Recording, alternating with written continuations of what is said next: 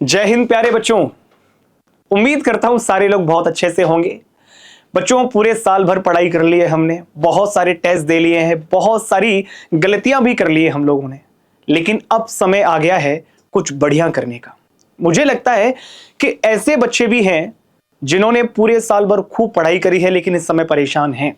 परेशान तो होना लाजमी है, ऑब्वियस सी बात है। अगर आपको डर लग रहा है तो आपकी तैयारी ठीक ठीक है, अगर आपको डर नहीं लगता है इसका मतलब कहीं झोल है भैया। तो बच्चों, मैं ये बताने वाला हूं कि हमने पूरे साल भर तो खूब मेहनत करी है, लेकिन आखिरी के जो हमारे समय बचा है उसमें हम ऐसा क्या कर सकते हैं जिससे एग्जाम में हमें ज्यादा से ज्यादा फायदा हो। तो बच्चों, मैं वही आपके साथ डिस्कस करने वाला हूं। मेरा मानना यह है कि नीट एग्जाम में जिस बच्चे को सब कुछ आता है वो झंडे नहीं गाड़ता। झंडे वो गाड़ता है जो लास्ट टाइम पर कोई गलती नहीं करता।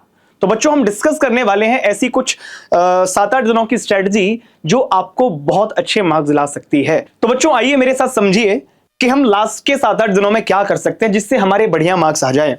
तो बच्चों, सबसे पहले आपको समझने की जरूरत है, ये पिछले 4-5 साल का एनालिसिस है ये बात बताने के लिए कि वे कौन से टॉपिक्स हैं, कौन से चैप्टर्स हैं जहां से नीट बहुत ज्यादा सवाल पूछ रहा है, या कहां से कितने सवाल पूछ रहा है। तो जरा देखिए, अगर मैं 11वीं के टॉपिक्स की बात करूं तो यूनिट एंड मेजरमेंट या फंडामेंटल ऑफ फिजिक्स की बात करूं, वहां से औसतन एवरेज 2 सवाल आ रहे हैं, काइनेमेटिक्स से 3 सवाल आ रहे हैं, न्यूटन्स लॉज ऑफ मोशन से 2 सवाल आ रहे हैं, डब्ल्यूपी से 2 सवाल आ रहे हैं, centre of mass and rigid body mechanics से 2 से 3 सवाल आ रहे हैं, ग्रेविटेशन से 1-2 सवाल बन जाता है हर बार, बल्क प्रॉपर्टीज ऑफ मैटर से 2 से 3 सवाल आ रहे हैं, जिसमें से 1 सवाल वो इलास्टिसिटी वाले पोर्शन से देते हैं।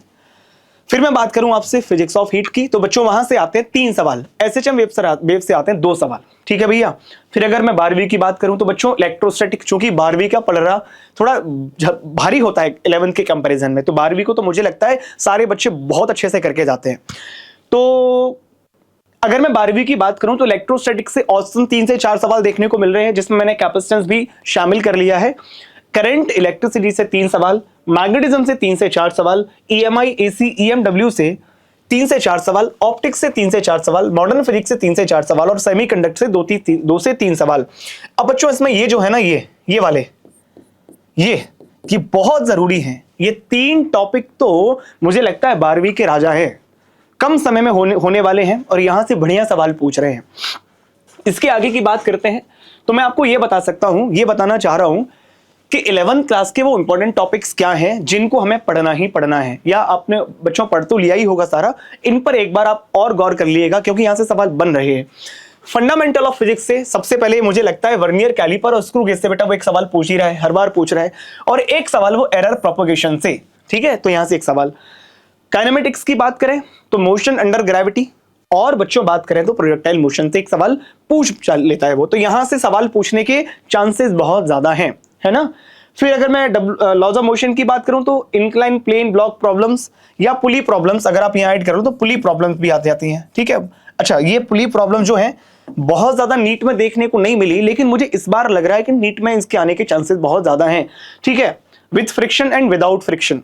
फिर मैं आपसे बात करूं डब्ल्यूपी में, तो आपको ये 4-5 चीजें ध्यान रखनी है। एक तो आपको ध्यान रखना है कि सवाल जो मोस्टली बन जाते हैं वो आपके कंजर्वेशन ऑफ मैकेनिकल एनर्जी से बन जाते हैं, है ना, जहां पर ये अगर कोई नॉन कंजर्वेटिव फोर्स आ गया है तो आप वहां पर डब्ल्यू वर्क एनर्जी थ्योरम भी लगा सकते हो, ठीक है। यहां इसको भी अच्छे से कर लेना, पावर वाले कॉन्सेप्ट पर अच्छे खासे न्यूमेरिकल्स आ जाते हैं, तो ये आप ध्यान रखिएगा, है ना, पावर कैलकुलेशन पर।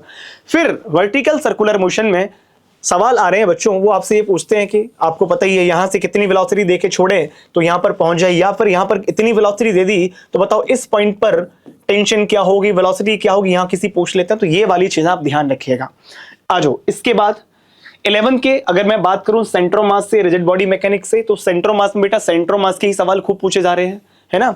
सेंटर ऑफ मास में 2 थ्योरम आपने पढ़ी थी, एक पैरेलल एक्सिस थ्योरम पढ़ी थी, दूसरी आपने पढ़ी थी परपेंडिकुलर थ्योरम, है ना।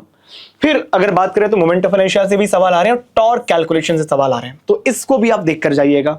ग्रेविटेशन से पोटेंशियल एनर्जी के सवाल आ रहे हैं कैलकुलेशन पे, अर्थ की सरफेस पे पोटेंशियल एनर्जी ये है तो इतनी ऊंचाई पर कितनी होगी, है। एस्केप वेलोसिटी, ये बहुत जरूरी है, अर्थ की सरफेस पे आपको एस्केप वेलोसिटी दे देते, कहीं और पूछ लेते हैं, या कहीं और दे देंगे तो बताओ 2 का कंपैरिजन करवा लेते हैं कुछ, तो केपलर्स लॉ भी आपको देख के जाना है। ऑसिलेशंस एंड वेव्स में अगर आप बात करो तो बेटा जहां से मुझे बहुत ज्यादा चांसेस लग रहे हैं या जहां से पूछे गए हैं बच्चों, वो open and close organ pipe और बीट से सवाल पूछे गए हैं। यहां पर शामिल कर लो तो आप रेजोनेंस भी शामिल कर सकते हो, है ना। पूछ लेते हैं कि रेजोनेंस कौन सी फ्रीक्वेंसी है जो रेजोनेट कर रही है। फिजिक्स ऑफ हीट में बात करें तो हीट ट्रांसफर कंडक्शन वाली बात करेंगे और बात करेंगे थर्मोडायनेमिक्स प्रोसेस की। यहां पर वो आपको साइकिल्स पूछते हैं, उनका एरिया पूछ लेते हैं, है ना, वर्क डन पूछ लेते हैं, तो वो सारी बातें आप याद रखिएगा। Properties of bulk properties of matter उल्टा लिख गया है, तो यहां से इलास्टिसिटी ये बहुत जरूरी है। यहां से इकलौता एक सवाल बन जाता है, पास्कल लॉ और बर्नौली भी आप पढ़ के चले जाइए, मोटा मोटा यहां से भी सवाल बनेगा। ठीक है बच्चों, इसके बाद आ जाओ 12वीं कक्षा में। तो इलेक्ट्रोस्टैटिक में सबसे जरूरी जो चीज है तो जी इलेक्ट्रोस्टैटिक बहुत बड़ा, बहुत दिनों में हमने पढ़ाई करी थी इसकी, लेकिन मुझे ऐसा लगता है कि अगर आप गॉस लॉ के जितने भी एप्लीकेशंस हैं अगर उनको बहुत अच्छे से करके जाते हो तो बहुत फायदे में रहोगे। पोटेंशियल एनर्जी पढ़ के जाओगे, कैपेसिटेंस पढ़ के जाओगे, यहां से सवाल आ ही रहे हैं, आना ही है, हर बार आना है। करंट इलेक्ट्रिसिटी में बात करें तो केवीएल सारे बच्चों को आना चाहिए, एमीटर, वोल्ट मीटर और मीटर ब्रिज यहां से। और एक सवाल बच्चों वो आपसे पूछ सकते हैं हीटिंग इफेक्ट्स ऑफ करंट से। ये जो मैंने टॉपिक बताए हैं ये इनको आपको करके ही जाना है, छोड़कर नहीं जाना है। मैग्नेटिज्म में magnetic field due to circular and straight current carrying wire, एक स्ट्रेट वायर दे देंगे उसकी वजह से मैग्नेटिक फील्ड पूछेंगे। हो सकता है स्ट्रेट वायर को बैंड कर दें किसी आर्क में, उससे पूछ लें, या सर्कुलर वायर का पूछ ले, तो ये तो बहुत जरूरी है। फिर forces on moving charge, forces on, एक चीज आप यहां पर कर सकते हो, डायरेक्ट आप याद कर सकते हो, तो टॉर्क वाली बात याद कर लेना, है ना। जो भी आप फॉर्मूला याद करते हैं वीना साइन थीटा या बनिया साइन थीटा जैसे भी करते हो वो आप याद करके जाना। इलेक्ट्रोमैग्नेटिक वेव में ईएमआई और इसमें बेटा अगर सीरीज बात करें तो सीरीज आरएल आरसी सर्किट की, इन पर बहुत सवाल पूछे जा रहे हैं, है ना। फिर अच्छा एसी में तो ये हो गया, ईएमआई में ऐसा कोई खास नहीं है, मुझे लगता है एसी से सवाल पूछते हैं।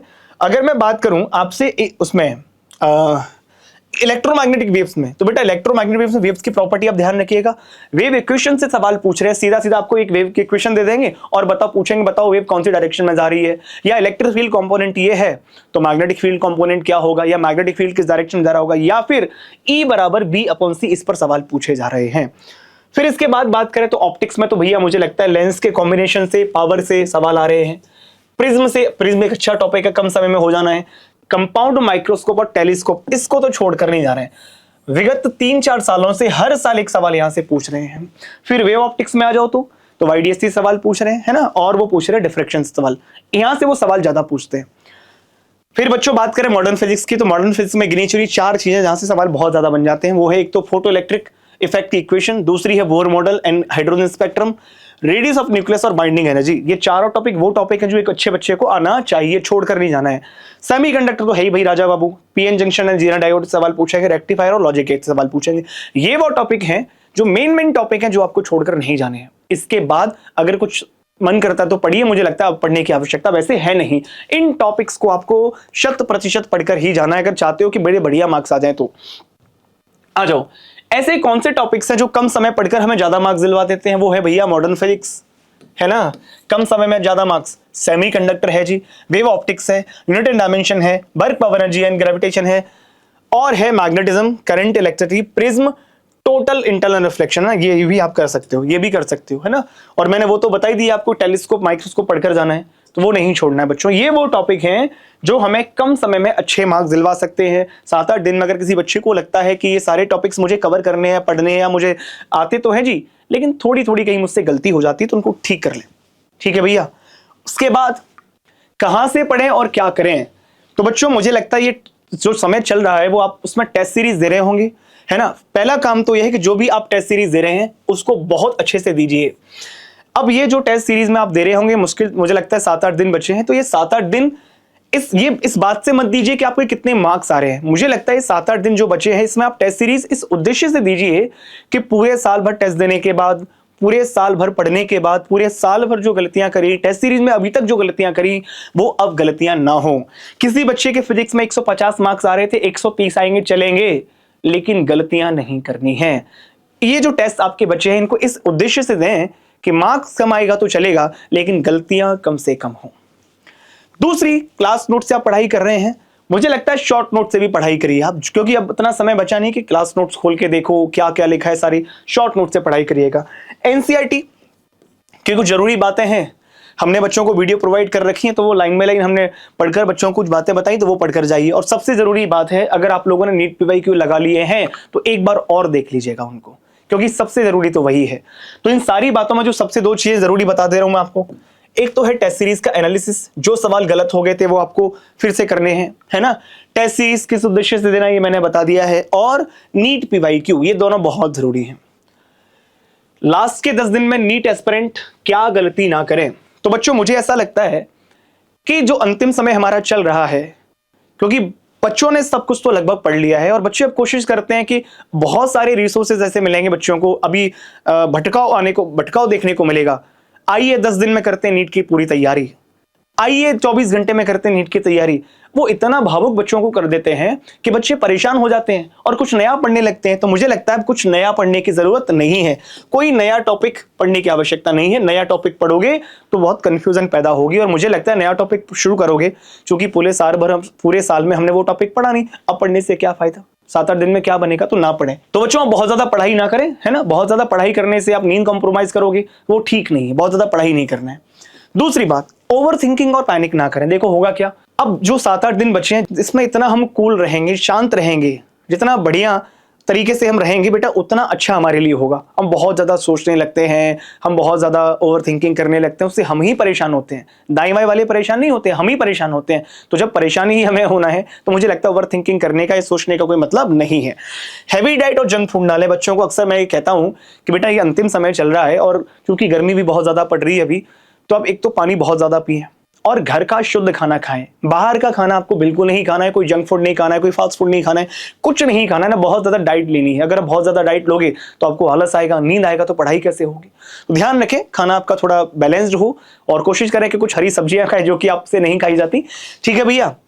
फिर नींद पूरी लें, जैसा कि मैंने यहां भी बता दिया था आपसे कि आप ज्यादा पढ़ाई करोगे तो नींद से कॉम्प्रोमाइज करोगे, नींद से कॉम्प्रोमाइज करोगे तो मुझे लगता है वो आपके लिए सेहत के लिए ठीक नहीं है, ठीक है। तो ये ध्यान रखें।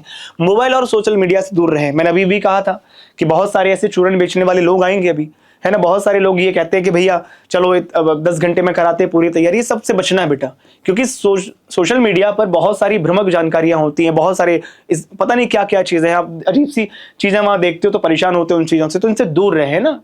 फिर दूसरे से तुलना ना करें। आप टेस्ट सीरीज दे रहे होंगे तो आपको लगता है मेरे दोस्त के तो इतने मार्क्स आ रहे हैं, मेरे उससे कम आ रहे हैं, उसके तो इतने मार्क्स आ रहे हैं, मेरे इसमें कम हो गए, मैं क्या करूं, मेरा सिलेक्शन होगा कि नहीं होगा। बेटा कंपैरिजन ना करें।